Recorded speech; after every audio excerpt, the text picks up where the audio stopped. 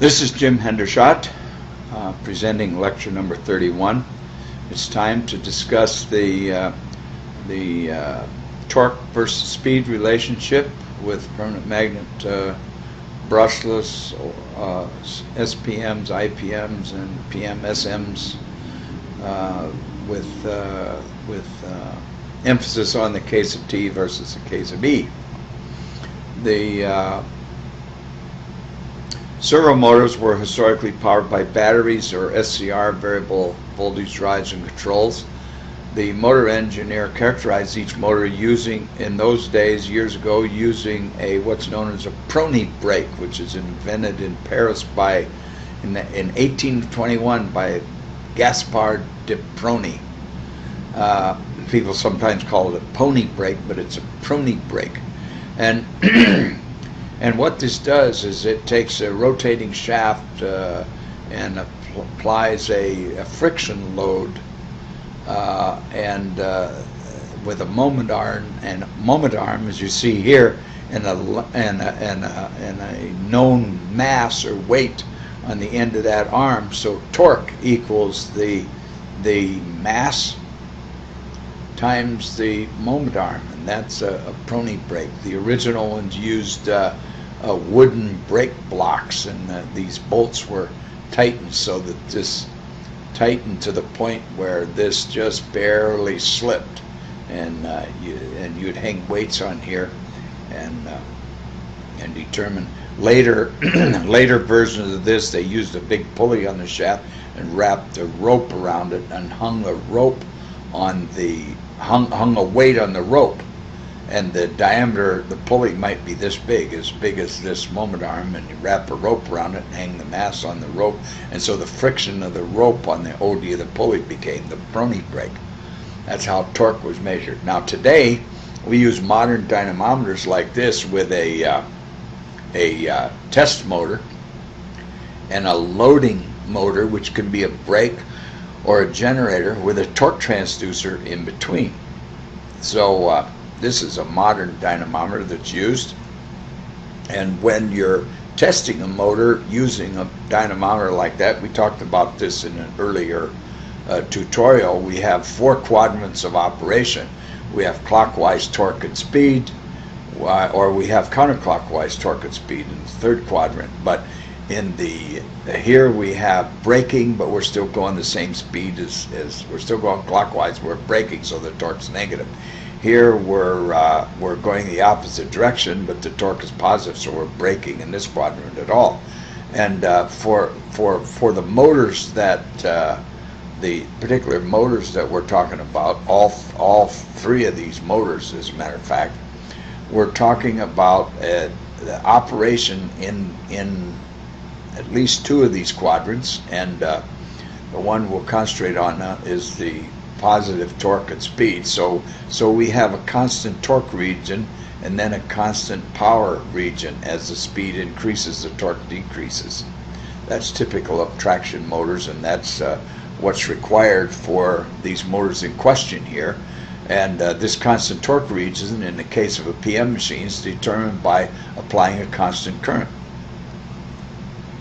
The original permanent magnet DC motors, like you see here in this cutaway, where you have a wound armature and you have permanent magnets here that supply the field, and there's a single phase winding that consists of a whole bunch of coils wrapped around this armature in these slots, and powers DC is applied to that, all those coils in series, through these brushes and through this commutator, and these bars are connected to each one of the coils. So as this rotate, it connects the right polarity of current flowing through the coils to link the right flux with the polarity of the magnets. And so case of E equals case of T. Volt seconds per radian is the same exact numerical value as Newton meters per amp. So if you at locked rotor, there's no back EMF, so the resistance across here divided into the applied DC voltage determines the current. That's its value of current, so that's why the torque's so high. K sub T times that value of current gives you this torque. Now at the other end of the scale, you have the voltage constant. So whatever the voltage is, you divide that into you divide the K sub E into the applied DC voltage, and multiply that times 1,000, and that gives you the speed of the no-load speed. So you draw, and of course the current is almost zero at that point because you're not producing any torque. The only current that's required is the current that due to the voltage drop in the windings due to the resistance here. So the true no load is where this goes to zero, so the true no load is there. This is the apparent no load speed, which there is a little torque there. And there's also a friction component because these brushes act like a little brake on there, like a little drag brake, like the Prony brake. And so that would cause a little current. So if you draw a straight line between these two, you have the torque speed curve of a DC, permanent magnet DC motor. Now the brushless machines are just like this. They're no different than this. The only difference is that the brushless machine is commutated with transistors, so they have a current limit. So that means that you couldn't go to this torque value because the transistors are not designed to handle that much torque, so they're going to be limited by something here. And what has happened, the inverter guys that develop brushless motors, they turn this speed torque curve around and they plot torque on this axis and speed on that axis, which we'll see in this example here. Here's a case of a brushless version of that. It's not. It could be a straight line, but it's not a straight line. This is called the constant torque region. That is equivalent to some value in this axis because it's been reversed. We have torque on vertical and the speed on the horizontal. And the reasons why this torque speed was changed from a speed torque is somewhat mystifying. I suppose some inverter guys have some good ideas of why they wanted to do that, but motor guys wanted to keep it the same way we learned it, but the drive guys want to show it this way for application purposes. I don't know what reasons, but that's the way it's published and tested now. They won the arguments. I worked for Pacific Scientific at the time. We got a big argument with marketing on that, and we lost because the CEO stuck with marketing's view of it. So what we have here, that's this little war story on the side there that doesn't have anything to do with why we're here. But the point is that here, this is your max speed that you want to operate this motor, and you have two max torque values. You have a rated torque value, which is a thermal issue, and you have a peak torque value, which is also a thermal issue, but it doesn't have 100% duty cycle. This is a peak torque, and this is very useful in servo systems for accelerating a load. This can be relevant to a traction drive on a choo-choo train or on a bulldozer or a motorcycle or a car or a bus or a truck or anything. When you're accelerating the vehicle for a few seconds or a minute or so, you need all the torque you can get. And this would be limited in the machine. This peak torque value will be limited by saturation. And you want to marry an inverter with that such that the current capability of the inverter can produce that much torque. So you could say that this peak torque is limited by the saturation of the rotor or of the motor, as well as being limited by the current capacity of the inverter driving it. And the rated value is somewhere below that. Now this motor will produce power anywhere inside this envelope, but with that inverter driving, it will not produce power outside this envelope. That's what's important here. This is a constant torque range, and this is the constant power range. Here's a case where we've taken our brushless motor, and we've just for conceptual purposes, what we've done is we've theoretically plotted a torque speed curve all the way to stall, assuming we don't have any saturation or we don't have any current limits by the inverter. So we plot that curve on there so that you could clearly see how the real curve and the desired curve fit inside of that.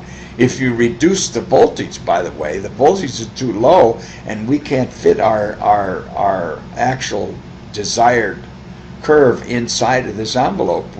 So if the voltage is too low, you can't achieve the torques you want at higher speeds. There's not enough voltage. The back EMF, this says that with this voltage, the back EMF of the machine is higher than this voltage, so you can never operate up there.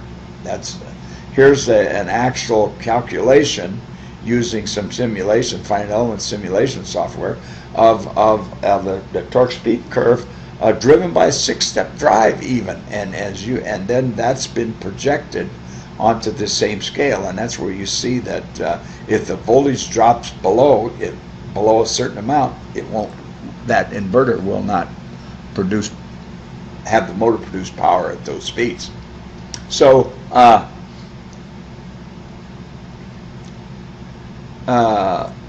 brushless DC machines versus permanent magnet synchronous machines, and what are the difference in commutation?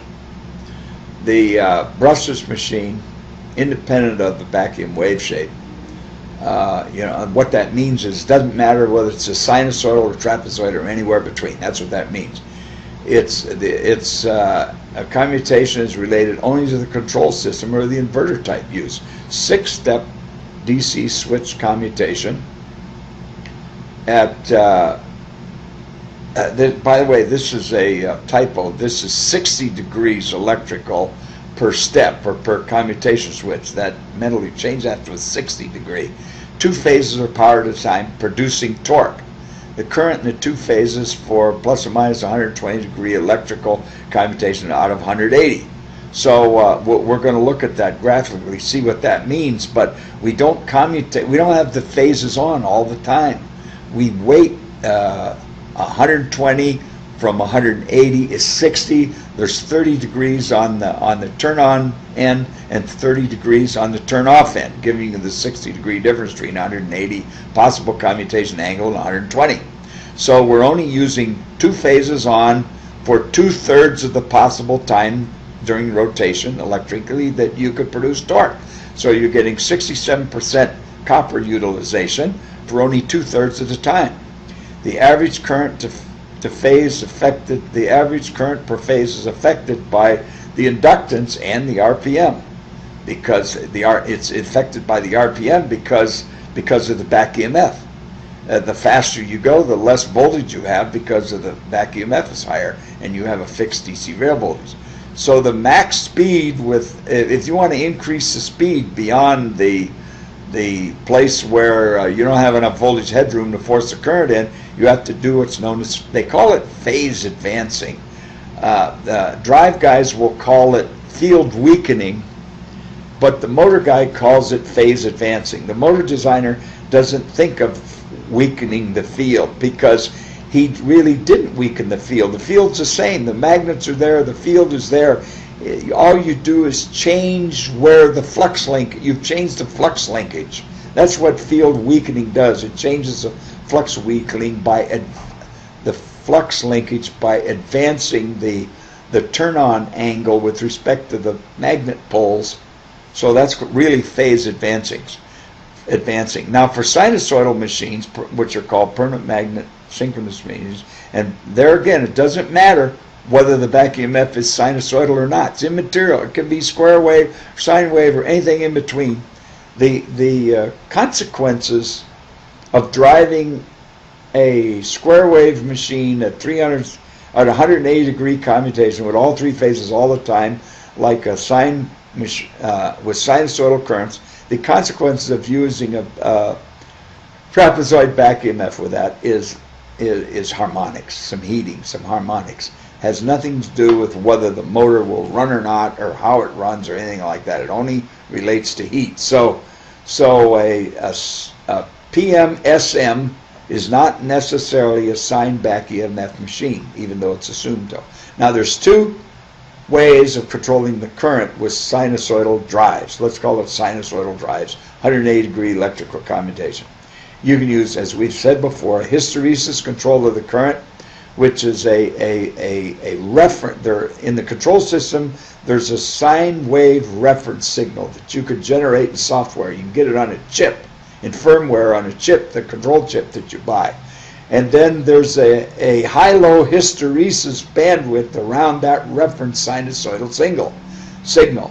And you PWM the voltage to turn the voltage on and off to keep the current inside that hysteresis bandwidth. And you typically need about 20 PWM chops minimum per cycle, per 360-degree cycle, to have a decent sinusoidal wave shape within that hysteresis band. Now, space vector control is different. It generates sinusoidal currents and ejects them down each leg of the wire delta. And it does that by controlling two current vectors, and the transformation of the two current vectors into three sinusoidal currents is done by transformation using Park's transformations.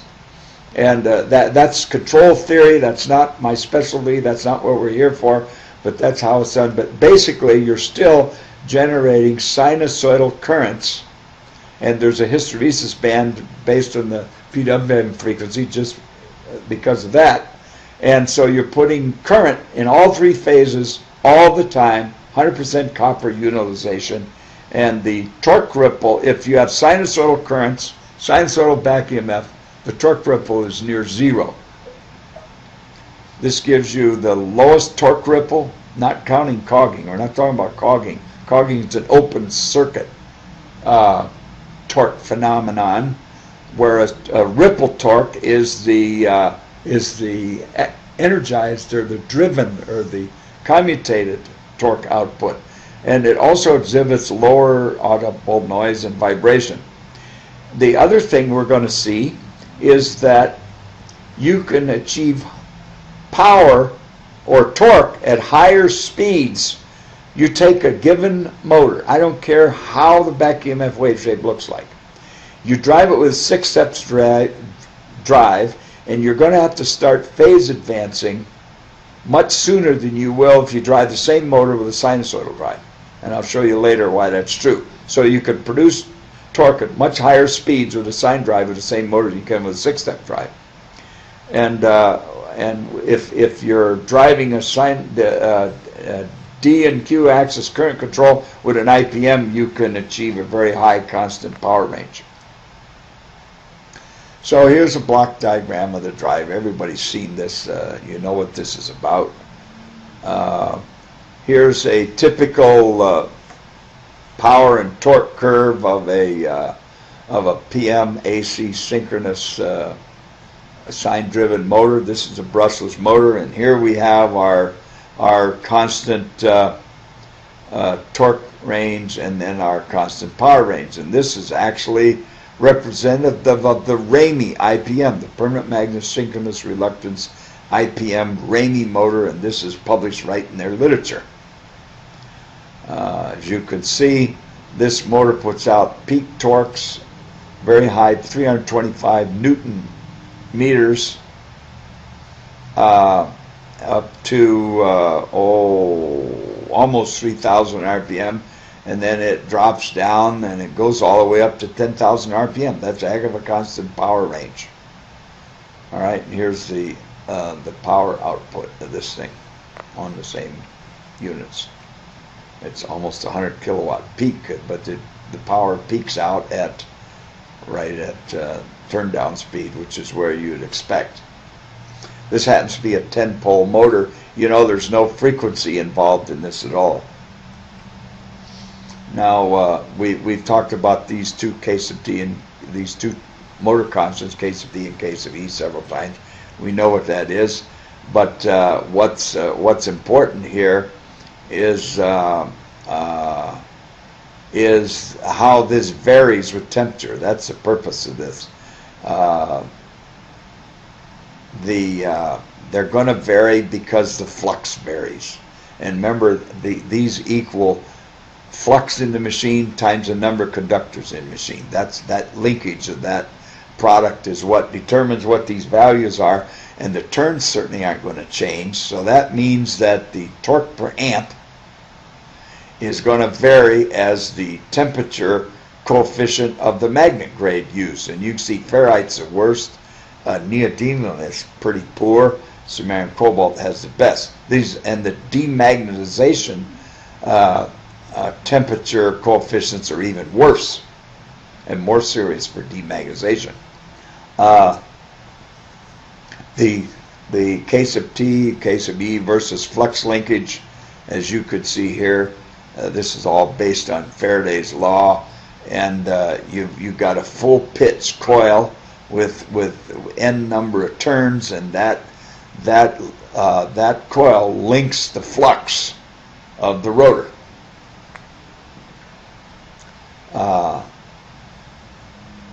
Different types of PM motors with historical PM DC machines, they're equal. The motor constants are equal. With PM DC brushless, they're only equal if the back EMF is trapezoidal and there's no ripple in the back EMF. AC motor, it depends on the shape of the back EMF and the definition.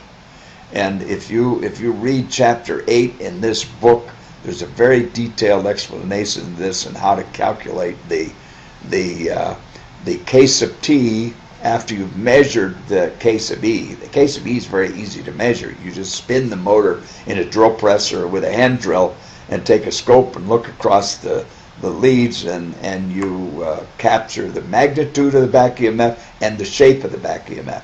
And so the shape of that is what determines the case of T.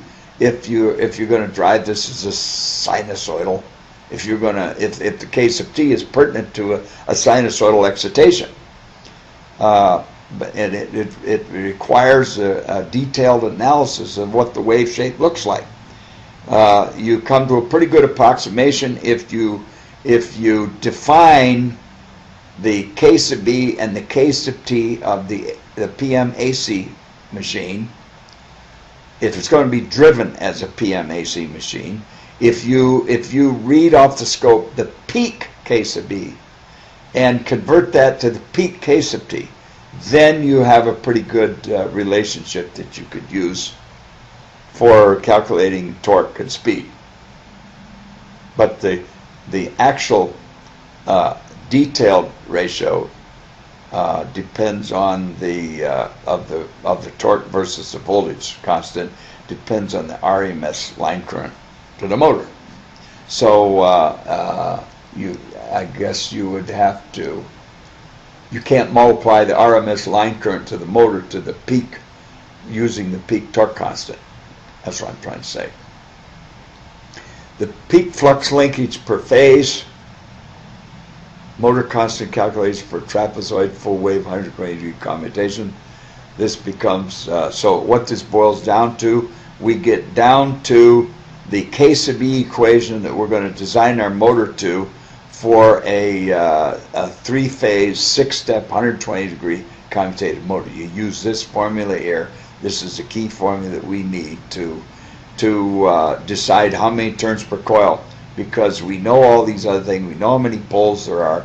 We know what the winding factor is. We know that there's 2/3 of the conductors are producing torque at a time, and these are winding distribution factors, skew factors, things like that. If there's any parallel paths, you got to insert the number of those in here. Since it's one, I didn't put it in there.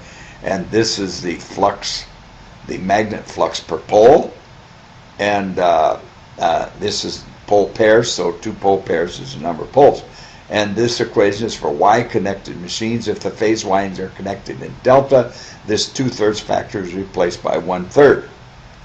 Now, if we have a sine machine, we go through all the same stuff. We wind up with a formula for the case of E, which looks like this. If it's a delta connection, the root 3 is eliminated, and Z is still the total number of conductors in the machine, which is 2 divided by No. Total numbers conductors in the machine is the turns per coil times 2 times the number of coils per phase. And of course this is the flux, air gap flux density per pole that we determined previously. So there's one more motor constant here that's very useful for comparing one machine to another. And this has been used, and it's a motor constant that you'll find in many motor catalogs. And what this is a constant, a figure of merit that's related to the losses in the machine. See, so it's a value without units, and it's listed in most motor vendor catalogs, certainly PMDC, all their catalogs, and many brushless motor catalogs that are used as servo motors or torque motors will record this value. You won't find traction motors for vehicles use this very much. There's a couple ways you could present this. The torque constant is measured or calculated, and the line-to-line resistance can be measured. So this case of M, or this motor torque motor constant, is given as a case of T divided by the root, the square root of the terminal resistance, or the rated torque of the machine divided by the square root of the power it takes to or the losses it takes to produce the I squared R, the root of the I squared R losses to produce that torque. So this is how you compare one motor to the other. It's a very important parameter that a lot of people just swear by. So that's how you calculate. So that ends this lecture series, and that what that did was showed you how to calculate the torque as well as the number of turns. If you know the torque desired, you solve for the number of turns. Thank you very much.